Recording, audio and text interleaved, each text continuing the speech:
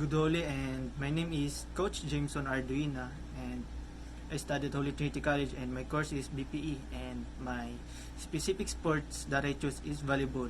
Why I choose this sports? Because I have a small background on playing volleyball, and my student name is Jovin Bernil Mangki. Study at Holy Trinity College with a height of 5'5" and the weight of 47 and 22 years of age. The specific sport that I teach to him this day is the proper way to block a ball.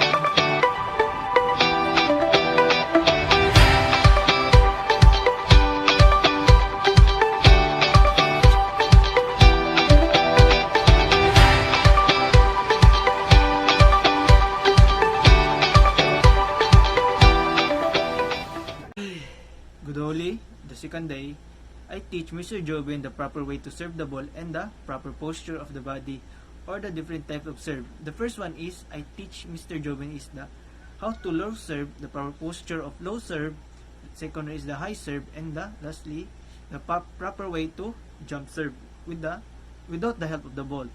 So that on the attainment on the second day of training, Mr. Jobin learns how to proper way of serving the ball in different styles of serving and the proper posture of the body. And Mr. Jobin, the improvements of Mr. Jobin, he knows how to serve the ball in different ways. And lastly is Mr. Jobin needs to improve is the timing and the coordination of hands and feet in performing the jump serve.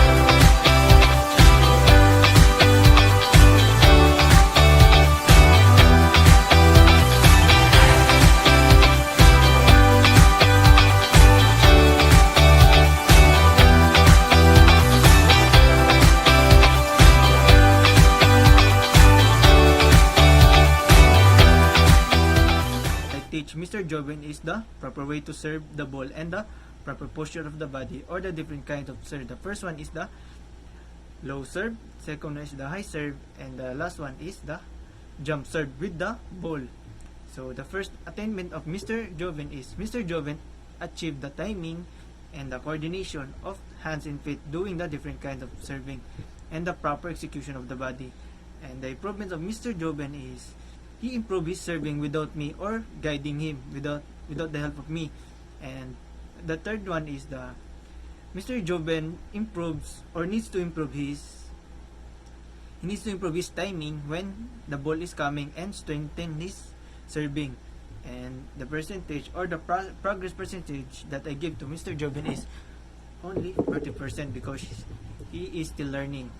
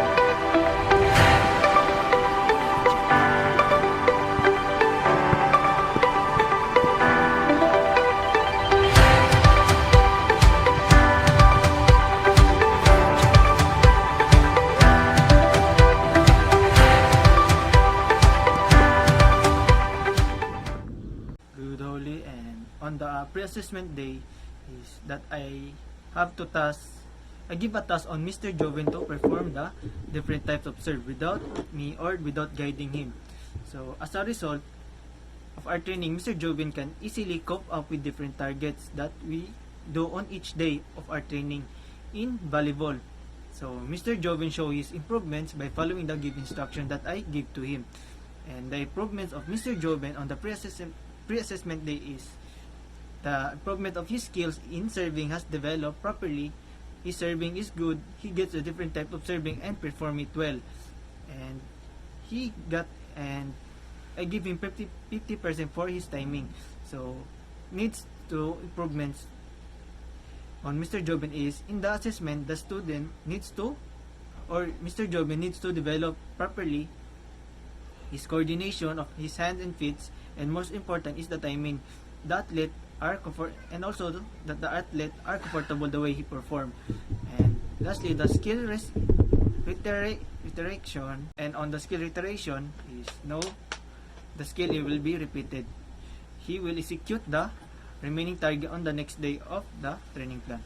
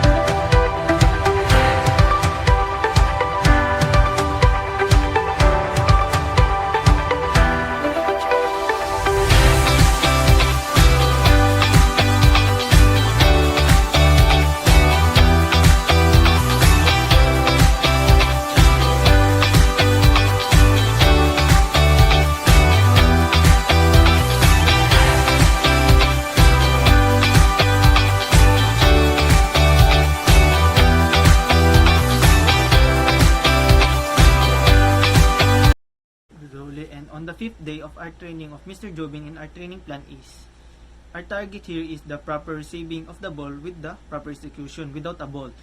And Mr. Jobin attainment is, he improved his proper execution and proper posture of his body by doing the receiving the ball. And the improvement is, this is a great improvement in Mr. Jobin by the training we have done on day 1 to day 4.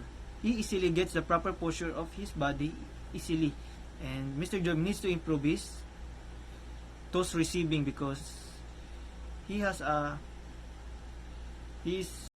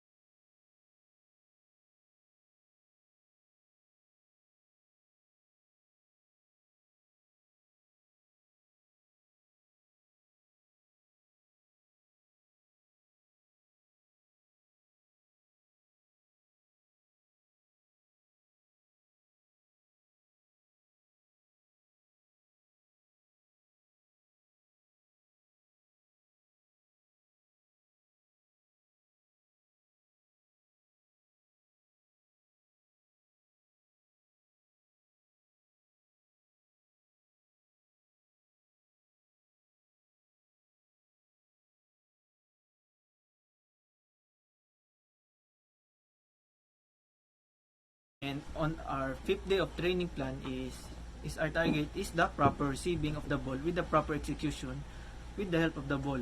So in attainment, Mr. Jobin already knows how to control his speed and timing in receiving, especially in doing the receiving.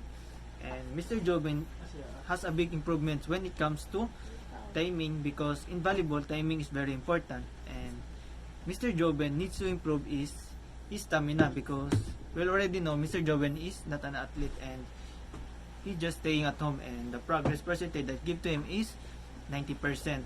And my strategy for tomorrow assessment is, for the sake of evaluation, Mr. Jobin simplify needs to do the task he complete on the pre-assessment day without my help, and he must put more effort and especially in timing comprehend all he learned from our training plan from the day 1 to day 6, which he will use to perform effectively.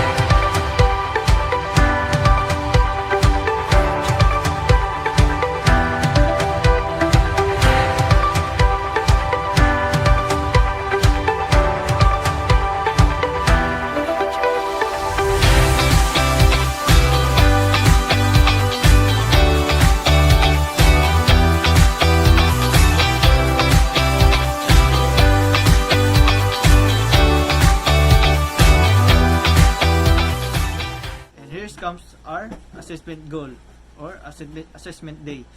Our goal here is after the training plan, the student are able to perform the basic skill in volleyball with the proper execution and the proper timing and the coordination of hands and feet. So, as the result of the assessment goal is achieving the specific target and help to improve his skill and the proper posture. And our assessment is, in assessing my athlete, I can say that I see greater improvements in Mr. Joven. Even I thought he is not an athlete person and he did his best to perform the specific target that we want to do each day, and I'm so proud of him because he always follow my instruction, and hope someday Mr. Joven will use or apply the skills that I teach him. And that's all. Thank you.